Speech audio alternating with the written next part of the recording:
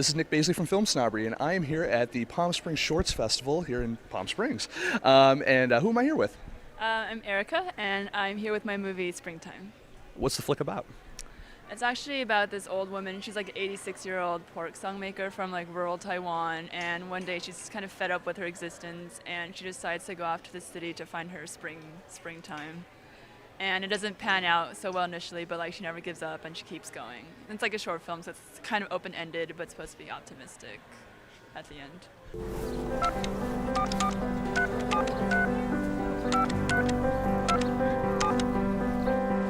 我无人伫咧录音机，我是到时生一个囝，也是生一个录音机。反正我甲你讲啦我想要我到厝要来台北，我过去也无啥有我的春天啦台北风偌好咧呢，无论做啥物，这嘛是一个机会啦这包送你，互你做纪念啊。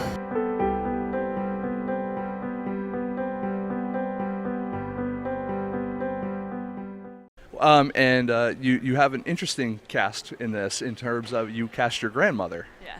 Well, originally the script was actually for like a male actor, but I went to Taiwan, I met with actors, and I didn't really find anyone that I clicked with. And like in the back of my head, when I wrote the script, it was always like inspired by my grandmother. So I was like, well, grandmother, do you want to be in it? And she's like, sure.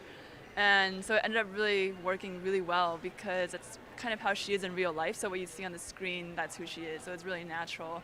And I think her performance really kind of made my movie. Yeah. When you got to work with your grandmother during the process, was there anything about her that you got to learn as you were doing? I never knew she had a penchant for acting or even ability or anything like that. I mean, is there anything even other than that maybe she had a dream that she never told you about, that you kind of learned while you were in the process of making this? Well, actually, it's kind of funny because like by the time I got to know her, she was more like this mellowed out, kind of nice older woman, but apparently she was pretty feisty when she was younger. So like we do like 1 or 2 takes, and then she started to be like, oh my God, we already did this like 2 or 3 times. Like, can we please just move on? Like, how many takes do you need? Like, she has this kind of zestiness, but I think that's what kind of her enthusiasm and passion is kind of what keeps her going at 86. But like, so I think that really came across in the film, and I really learned a lot about like her when she was younger, and just like we would talk. We were trying to get certain emotions in certain scenes, like she'd tell me stories, and like we kind of go off those emotions to make it easier for her. So how do you direct your grandmother in a way where obviously you have respect for your elders type of situation going on, but at the same time you need to get the performance? So when she is getting that feistiness comes out and she's like, didn't you do it enough, let's just go to the next one? How do you break it to her, like, not for nothing, I'm the director, we need one more, like this was good but I need this? Well, it was good because I had my mom on set too, so she was kind of like my grandma wrangler, and like, so if she was kind of starting to get tired of it, I'd ask my mom, and then like she'd plead with her because she really knows how to like brush her fur in the right direction, kind of a thing. So, and in terms of directing, like she's kind of old, so she couldn't really remember all of her lines that much. So we basically just go over one scene at a time. Like before we shoot, we just like talk about what was in it, and then a lot of it was actually ad-libbing. So it's like I tell her the situation, she'd ad-lib, and like that added with her personality. Like that's just the way she is. I think it's like a culmination of the, That's cool. Yeah. Did you now you're here in Palm Springs and you're at the festival. What was your festival experience been so far, and why did you decide to submit to this festival particularly? Well, actually, this is actually the first festival I've been to. So ever, or with this film? With one of my own films, and as more than just like a casual audience member. So it's been like kind of a steep learning curve, like constantly forcing myself to go out and talk to people and be social, and like network. But I think Palm Springs is really nice because I feel like everyone just being from like California, it's like a desert, it's like really laid back and casual. So I don't think it would be the same if I went to like some like more like European or I don't know, like Japanese festival where they're not as just like laid back and cool with everything. So it's been easier for me because of that. Would you ever feel that if you went to a Japanese festival, or let's just say Asian festival or something like that, that you would feel more comfortable being that it's more you've made a movie kind of has more of your heritage built into it, or and you're around people with a similar type of movie or taste in movies, or I mean, they're all programmed because they're Asian. Let's call it what it is. It's like, how can I not be racist here? Well, screw it. I'm just going to say you're Asian. Like she knows. No, but you're welcome. Did you feel like you would have?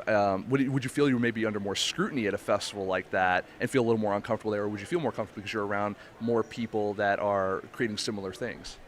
Actually, well, I was born and raised in LA, so like my Chinese isn't actually that fluent. So I actually feel like I identify more as like an American than like a Chinese or Taiwanese person. So I also don't think my film would stand out as much because like everyone there, it's like Asia's their backdrop in their film, and I don't think I wouldn't stand out as much.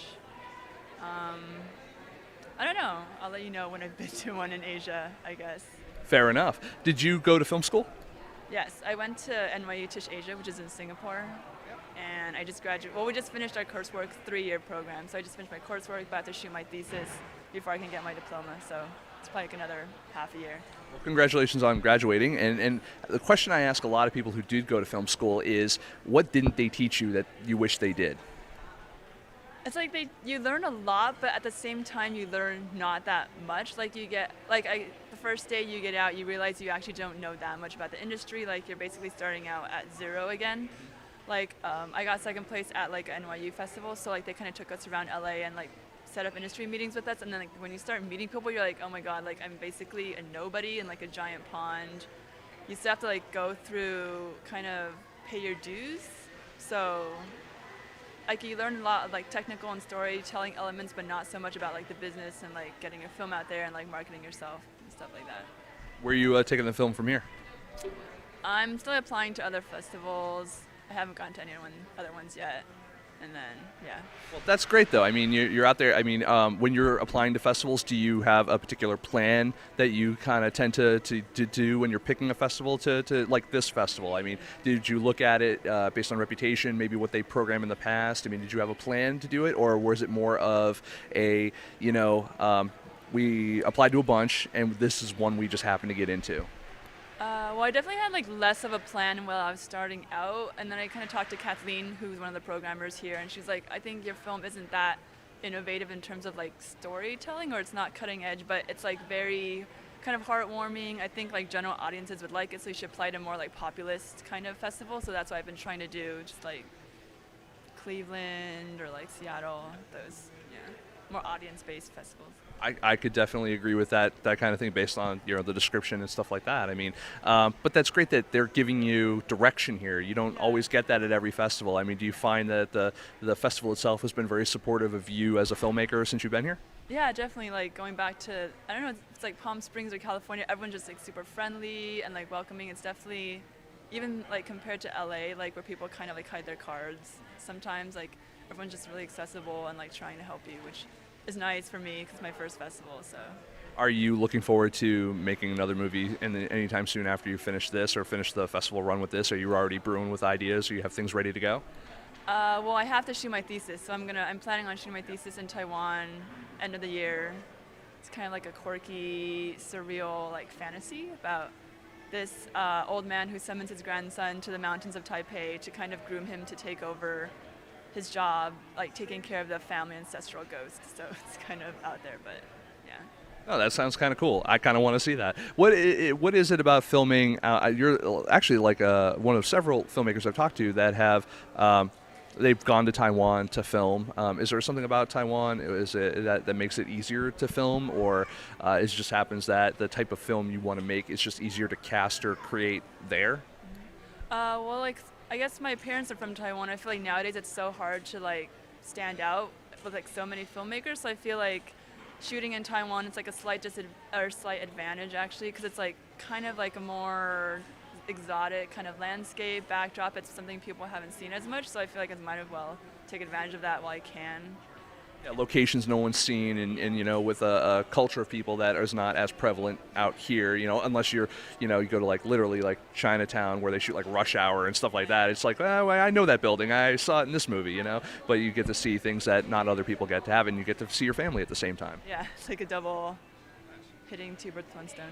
Now, do you have a feature in mind that you kind of want to do at some point, or do you enjoy sticking with shorts and telling these stories where it's like you get to tell it very short period of time, but then, you know, it's also the turnaround time of those films is a little bit quicker as well. I actually just started writing a feature. I feel like everyone in town probably has like a feature in their pocket, but like I started writing one.